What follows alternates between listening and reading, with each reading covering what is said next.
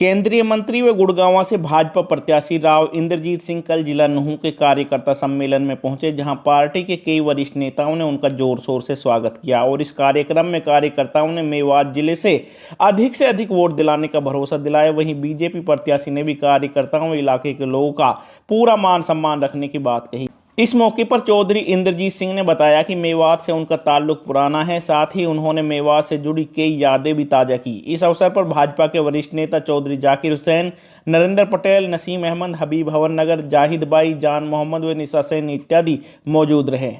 मैंने ये महसूस किया है आज के दिन कि हमारे को मेवात के माध्यम से न केवल हरियाणा को बल्कि देश को ये दिखाना पड़ेगा कि आज के दिन भाईचारे के माध्यम से ही देश आगे बढ़ सकता है। तो मैं उम्मीद हमेशा करता है, मेवात से मैंने हमेशा उम्मीद करी, कभी कम रही कभी ज्यादा रही, लेकिन इस बार तो जो बोलने वाले हैं, जो मेरे पास मिलने आते हैं, जो साथीगण मेरे पुराने हैं, जब आड़े वक्त थे उस टाइम के ऊपर भी वो कहने लग रहे कि मेवात के अंदर परिवर्तन आया है। तो मैं तो इस बार पहली इलेक्शनों की निस्बत इस बार ज्यादा मैं समझता हूं कि उम्मीद करता हूं कि मेवात से मुझे ज्यादा वोट मिलेंगे। और अगर ये बात दुरुस्त निकलती है तो मेरी अल्लाह ताला से, भगवान से ये प्रार्थना है कि मुझे पहला नंबर हिंदुस्तान में नहीं चाहिए, मुझे दूसरा नंबर भी हिंदुस्तान में नहीं चाहिए, मुझे तीसरे पे लाके रख दो, मैं खुश हो जाऊं और मेरी पार्टी खुश हो जाएगी। और किसी से ये नहीं होगा, बैर नहीं होगा कि ये पहले कैसे आ गया हो गया। हरियाणा के अंदर आप पहले तौर पे मुझे ला करके रख देते हैं। तो मैं ये कहना चाहता हूँ कि मैं आपके बीच में तीसरी बार भारतीय जनता पार्टी के कैंडिडेट के तौर के ऊपर आया हूँ, लेकिन आपका हम सफर साथी, दक्षिणी हरियाणा का एक बाशिंदा, हमेशा आज से नहीं पूर्वजों से भी मेवात के साथ जुड़े खड़े हुए। मैं भी जुड़ा खड़ा रहा हूं, मेरा खानदान भी जुड़ा खड़ा हुआ है। और आज चौधरी जाकिर हुसैन जिक्र कर रहे थे चौधरी तैयब हुसैन का, लेकिन मुझे तो याद है उनके दादा की भी बात। जब मैं पहली बार सन 77 के अंदर इलेक्शन लड़ा था तो उस टाइम के अंदर उनसे मुलाकात, चौधरी यासीन खान से मुलाकात करने का भी मुझे अवसर मिला था।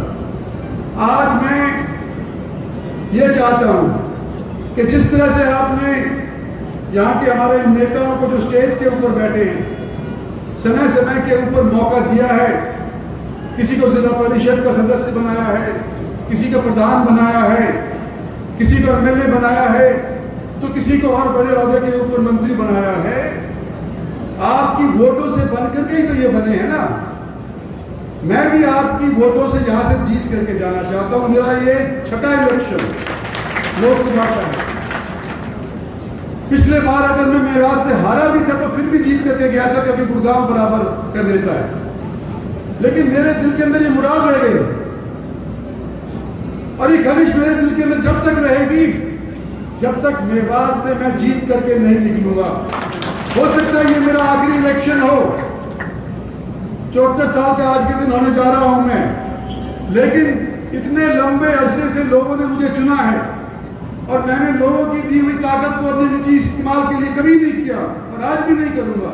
लेकिन एक मेरी ये जो मुराद है कि जब मेवात को मैंने अपनाया है, मेवात के लिए मैंने फर्क नहीं देखा, चाहे वो रेवाड़ी और गुड़गांव और मेवात हो, चाहे महेंद्रगढ़ हो, चाहे हरियाणा का कोई और क्षेत्र हो, मैंने कोई फर्क अपनी नजरों के अंदर मेवात के प्रति नहीं रखा है।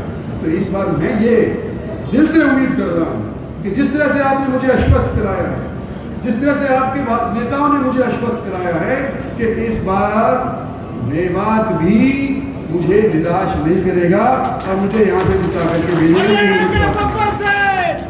ये मेरी प्रार्थना है। और क्योंकि नमाज का टाइम हो गया, ज्यादा समय मैं लेना नहीं चाहता। आज तो केवल वर्कर्स मीटिंग है। कहते हैं कि लड़की है फौज और नाम किसका होता है? कप्तान। तो भाई आज भारतीय जनता पार्टी की ये फौज मेरे लिए, नरेंद्र भाई मोदी के लिए अगर लड़ेगी तो जो आपने वायदे किए हैं उनको अंगली जामा पहना दिया जाएगा। और भाई गर्मी के अंदर अगर आप यूँ कहें कि भाई यार आखिरी दिन के अंदर हम महसूस करते हैं कि अभी तो जीता ही पड़ा हुआ है, तो क्या अभी तक अपने आप को थकाया, आखिरी दिनों के अंदर ही करे। तो जैसे एक साथी ने कहा था कि दुश्मन को कभी कमजोर नहीं समझना चाहिए। मैं आपसे निवेदन करना चाहता हूं कि ईद के बाद आप लोग मेरे साथी बनकर के, भारतीय जनता पार्टी के साथी बनकर के, मेरे और जो भारतीय जनता के पदाधिकारी हैं उनके साथ मिलकर के मेरे को अपनाएंगे। और आने वाले समय के अंदर मैं अपनी तरफ से ही आपको वचन देता हूं कि जहां मेवात का हित होता है, किसी भी सूरत के अंदर इंद्रजीत सिंह की जुबान के अंदर ताकत हो, तो आपके साथ बेईमानी, आपके साथ किसी तरह का भेदभाव किसी भी हालत के अंदर नहीं होने दूंगा। ये मेरी तरफ से आपको